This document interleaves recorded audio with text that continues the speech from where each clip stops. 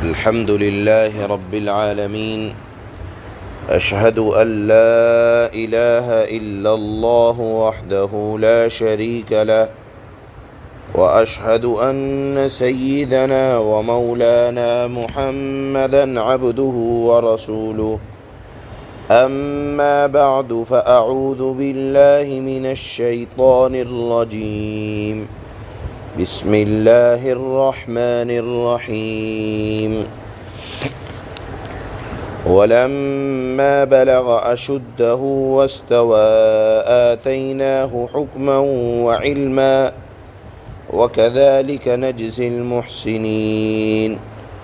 ودخل المدينة على حين غفلة من أهلها فوجد فيها رجلين يقتتلان، هذا من شيعته وهذا من عدوه، فاستغاثه الذي من شيعته على الذي من عدوه فوكزه موسى فقضى عليه، قال هذا من عمل الشيطان إنه عدو مضل مبين.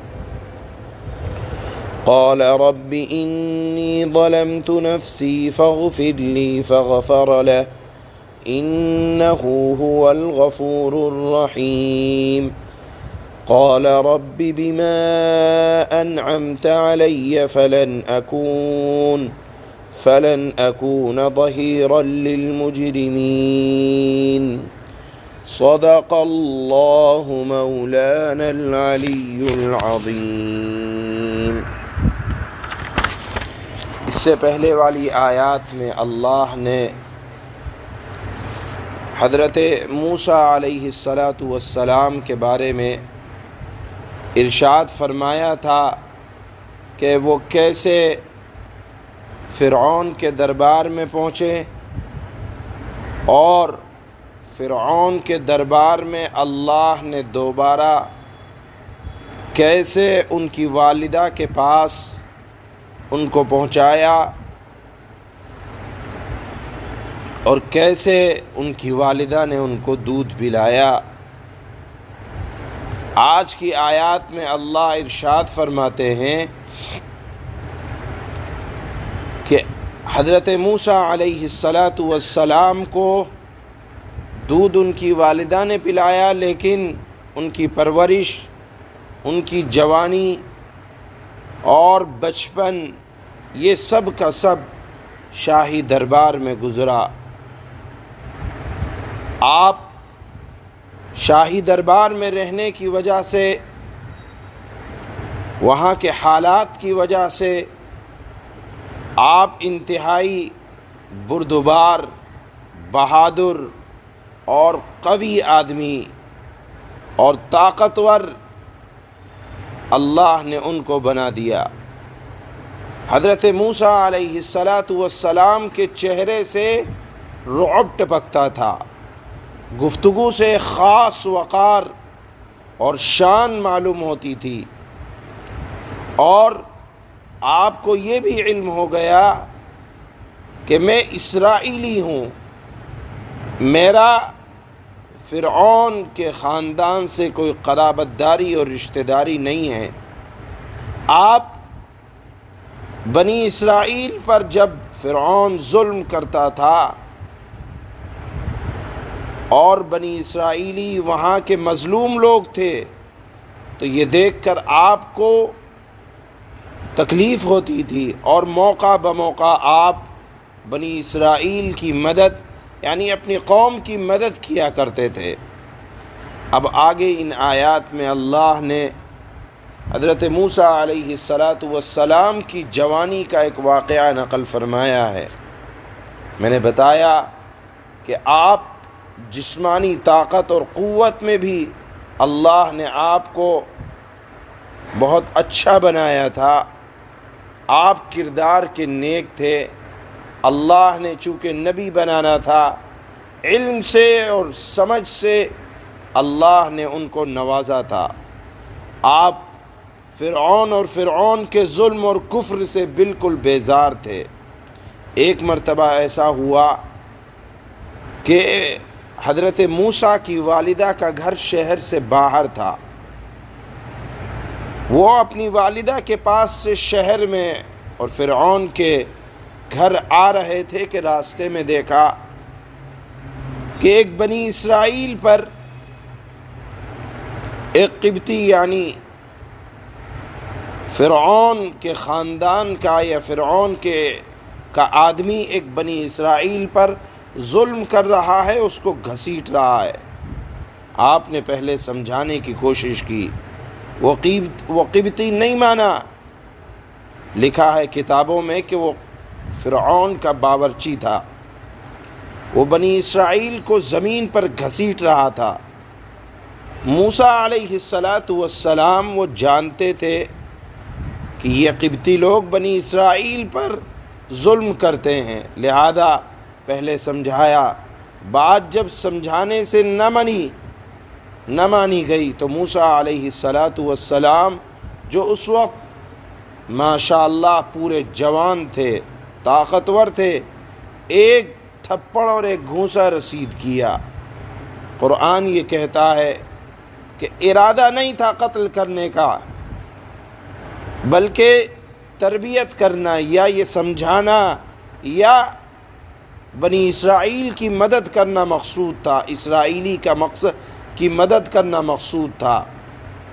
لیکن جیسے بتایا گیا کہ شاہانہ رہن سہن کی وجہ سے آپ بہت طاقتور تھے، ایک تھپڑ مارا، وہ مر گیا، قبطی مر گیا۔ اب آپ نے دیکھا کہ میرے ایک تھپڑ سے اگرچہ وہ ظالم تھا لیکن مر گیا، مارنا مقصود نہیں تھا، جان لینا مقصود نہیں تھا۔ آپ اپنے اس عمل پر، اپنے اس فعل پر شرمندہ ہوئے کہ میرے اس فعل میں شیطان کا دخل آ گیا، کیونکہ انسان کو شیطان ہی غلط راہ بتلاتا ہے۔ اس لیے موسیٰ علیہ السلام نے اللہ کے دربار میں عرض کرنے لگے کہ اے اللہ، غلطی ہو گئی، مارنا نہیں تھا، اور جو کچھ ہوا میں آپ سے معافی چاہتا ہوں۔ حضرت علامہ شبیر احمد عثمانی رحمہ اللہ نے اس موقع پر لکھا ہے کہ انبیاء علیہ السلام کی فطرت نبوت ملنے سے پہلے ایسی پاک و صاف ہوتی ہے کہ وہ اپنے چھوٹے چھوٹے عمل کا محاسبہ کرتے رہتے ہیں کہ میرے سے کیا غلطی ہو رہی ہے، کیا نہیں ہو رہا۔ ذرا ذرا عمل کا آدمی کو محاسبہ کرتے رہنا چاہیے۔ حضرت موسیٰ سے غلطی ہوئی، انہوں نے فوراً اپنی غلطی کا اعتراف کیا اور اللہ سے معافی مانگی۔ روایات میں آتا ہے کہ حضرت موسیٰ علیہ السلام کو معافی اللہ نے دے بھی دی، اور اس کا علم ان کو الہام کے ذریعے سے اللہ نے عطا فرما دیا کہ یہ قتل عمد اگرچہ نہیں تھا، جان بوجھ کر مارنا نہیں تھا، محض اتفاق تھا، مگر حضرت موسیٰ علیہ السلام اپنی شان کی وجہ سے نادم ہوئے، شرمندہ ہوئے، اللہ سے معافی مانگی۔ یہاں آپ کو ایک بات جان کر بڑی حیرت ہوگی کہ اگر یہ واقعہ آج آپ تورات میں جا کر پڑھیں تو آپ کو ملے گا کہ حضرت موسیٰ علیہ السلام نے وہ قتل جان بوجھ کے کیا تھا، یعنی جان بوجھ کر قبطی کو حضرت موسیٰ علیہ السلام نے مارا تھا۔ یہ بات آج کی تورات میں لکھی ہے، اور یہاں تک لکھا ہے کہ اس کو ریت میں چھپا دیا تھا۔ یہ بات محرف ہے، لوگوں نے تبدیل کر دیا ہے۔ توریت کے اندر جہاں بہت ساری تبدیلیاں ہوئیں، وہاں انہوں نے اپنے پیغمبر کے بارے میں بھی یہ الزام لگایا کہ انہوں نے جان بوجھ کر قتل کیا تھا، جبکہ قرآن صاف طور پر کہتا ہے، دوسرے پیغمبروں کے بارے میں کہتا ہے کہ انہوں نے یہ قتل عمد نہیں تھا، قتل خطا تھا، اس پر وہ نادم ہوئے، شرمندہ ہوئے اور اللہ سے معافی مانگی۔ یہاں روایات قرآن کریم کی آیت یہی بتا رہی ہے۔ اس کے بعد حضرت موسیٰ علیہ السلام کے بارے میں روایات میں آتا ہے کہ جب اس قتل کا چرچا ہوا تو فرعون نے اپنے درباریوں سے کہا کہ اس کو ڈھونڈو جس نے اس کو قتل کیا ہے، قاتل کا پتہ لگاؤ، میں اسے سزا دوں گا۔ حضرت موسیٰ علیہ السلام اگلے ہی دن مصر سے نکل گئے اور یہ کہا کہ میں اب ظالم کی مدد نہ کروں گا۔ یعنی بہرحال حضرت موسیٰ علیہ السلام کا رہن سہن بادشاہ کے دربار میں ہوا کرتا تھا، تو آپ کے وہاں رہنے کی وجہ سے کسی درجے میں بادشاہ کی مدد ہو رہی تھی جو کہ ظالم تھا۔ حضرت موسیٰ نے فرمایا کہ آج سے میں خاص ظالم کوئی گروہ ہو یا فرد ہو، جماعت ہو یا اکیلا ہو، میں ظالم کی مدد نہ کروں گا۔ یہاں ایک واقعہ حضرت عطا ابن رباح کا منقول ہے کہ ان سے کسی نے آ کر کہا کہ میرا بھائی بنو امیہ کی حکومت میں کوفہ کے گورنر کا کاتب ہے، وہ فیصلے اگرچہ خود نہیں لکھتا لیکن گورنر جو فیصلہ کرتا ہے اس فیصلے کو لکھتا ہے۔ تو فرمایا کیا وہ میرا بھائی گورنر کے فیصلے لکھ سکتا ہے یا نہیں؟ عطا ابن رباح نے کہا کہ عطا ابن رباح نے جواب میں یہی آیت پڑھی کہ اگر کوفہ کا گورنر ظالم اور ظلم کے مطابق فیصلہ کرتا ہے تو تیرے بھائی کو ظالم کی مدد نہیں کرنی چاہیے، اس اعتبار سے بھی کہ فیصلے کے لکھنے کی نوبت آئے۔ بہرحال حضرت موسیٰ علیہ السلام نے کہا کہ اب میں شہر میں رہ کر ظالموں کی مدد نہیں کروں گا، اور اس شہر سے نکل گئے۔ یہ واقعہ اللہ نے ان آیتوں میں جو آج تلاوت ہوں گی بیان فرمایا ہے۔ ان آیات کا ایک سبق یہ نکلتا ہے کہ اگر غلطی ہو جائے تو آدمی کو اپنے چھوٹے سے چھوٹے عمل پر کا محاسبہ کرتے رہنا چاہیے، دیکھتے رہنا چاہیے کہ میرے سے کہاں خطا ہو رہی ہے، اور اگر خطا ہو تو فوراً اللہ کے دربار میں توبہ کرنا چاہیے۔ یہ ان آیات کا سبق ہے۔ چنانچہ اللہ فرماتے ہیں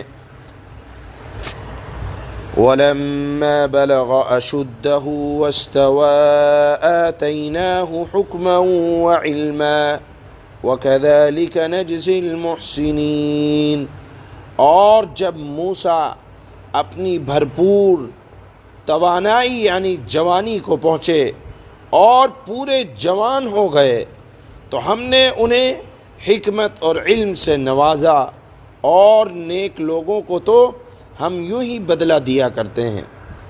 وَدَخَلَ الْمَدِينَةَ عَلَى حِينِ غَفْلَةٍ مِّنْ أَهْلِهَا فَوَجَدَ فِيهَا رَجُلَيْنِ يَقْتَتِلَانِ هَذَا مِنْ شِيعَتِهِ وَهَذَا مِنْ عَدُوِّهِ فاستغاثه الذي من شيعته على الذي من عدوه فوكزه موسى فقضى عليه قال هذا من عمل الشيطان إنه عدو مضل مبين۔ اور ایک دن موسیٰ شہر میں ایسے وقت میں داخل ہوئے جب شہر کے لوگ غفلت میں تھے، یعنی سوئے ہوئے تھے۔ بعض حضرات نے لکھا ہے کہ یہ دوپہر کا وقت تھا، سب سوئے ہوئے تھے۔ بعض حضرات نے لکھا ہے کہ وہ رات کا وقت تھا۔ جو بھی وقت ہو، لوگ غفلت میں تھے، تو انہوں نے یعنی موسیٰ نے دیکھا کہ وہاں دو آدمی لڑ رہے ہیں، ایک تو ان کی برادری کا تھا اور دوسرا ان کی دشمن قوم کا، ایک بنی اسرائیلی تھا اور ایک قبطی تھا، ایک فرعون کے خاندان کا، ایک موسیٰ کے خاندان کا۔ اب جو شخص ان کی برادری کا تھا اس نے انہیں یعنی موسیٰ کو ان کی دشمن قوم کے آدمی کے مقابلے میں مدد کے لیے پکارا۔ اس پر موسیٰ نے اس کو ایک مکہ مارا جس نے اس کا کام تمام کر دیا، یعنی مر گیا قبطی۔ پھر انہوں نے پچھتا کر کہا یہ تو کوئی شیطانی کارروائی ہے۔ حقیقت یہ ہے کہ شیطان ایک کھلا دشمن ہے جو غلط راستے پر ڈال دیتا ہے۔ قال رب انی ظلمت نفسی فاغفر لی فغفر له انہ هو الغفور الرحیم۔ کہنے لگے میرے پروردگار میں نے اپنی جان پر ظلم کر لیا، آپ مجھے معاف فرما دیجئے۔ چنانچہ اللہ نے انہیں معاف کر دیا، یقیناً وہی ہے جو بہت بخشنے والا، بڑا شاندار ہے، بڑا مہربان ہے۔ قال رب بما انعمت علی فلن اکون ظہیرا للمجرمین۔ موسیٰ نے کہا میرے پروردگار آپ نے جو مجھ پر انعام کیا ہے تو میں آئندہ کبھی مجرموں کا مددگار نہ بنوں گا۔ سبحان اللہ۔